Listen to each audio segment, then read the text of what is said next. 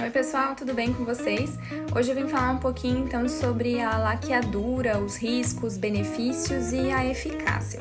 Então, laqueadura é o método, de esterilização permanente feminina e ele pode ser feito através de uma cirurgia abdominal, através da cirurgia vaginal e através da videolaparoscopia, São os três métodos que a gente mais conhece.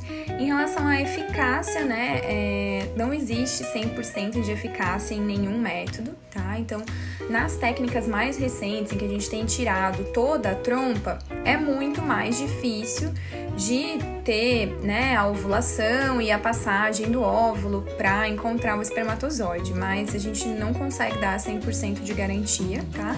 E principalmente naquele método em que simplesmente é cortado um pedacinho ou dado, a gente chama de um ponto, pode ter sim a recanalização. Então, nenhum método é 100% eficaz contra uma gravidez não planejada, somente a abstinência. E quem que pode fazer a laqueadura, Então, segundo a legislação, as mulheres que têm, acima de 25 anos ou 2 ou mais filhos vivos podem fazer a laqueadura.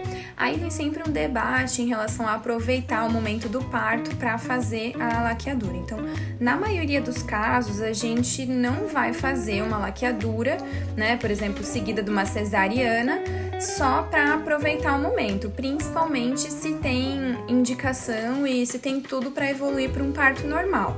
Então, a lei diz que caso a mulher manifeste vontade de fazer uma laqueadura até 60 dias antes do momento do parto, aí a gente tem que orientar que entre com processo judicial para permitir que essa cirurgia seja feita junto com o nascimento. Por quê?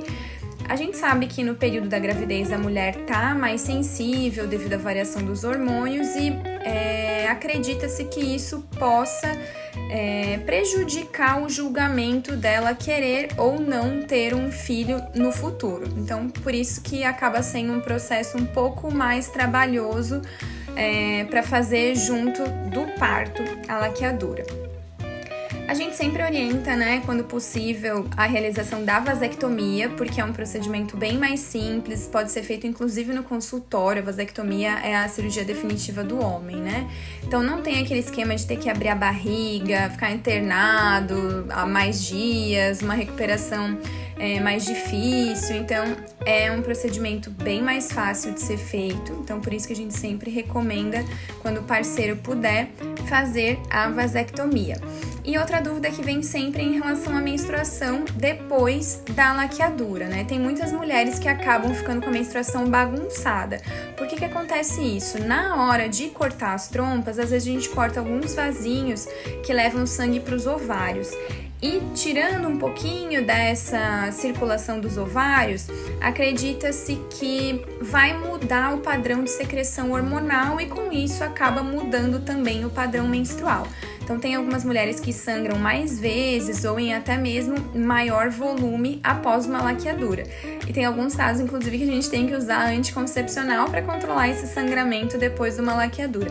Então é sempre importante saber desses possíveis efeitos pós-cirúrgico para então planejar o melhor método contraceptivo. Certo? Hoje era isso que eu tinha para trazer para vocês. Se vocês gostaram, curtam, compartilhem, salvem para depois. Vou deixar meu e-mail para mandar uma mensagem caso vocês tenham dúvida. E não deixe de me seguir nas redes sociais, Doutora Maria Eugênia Gineco. Até a próxima!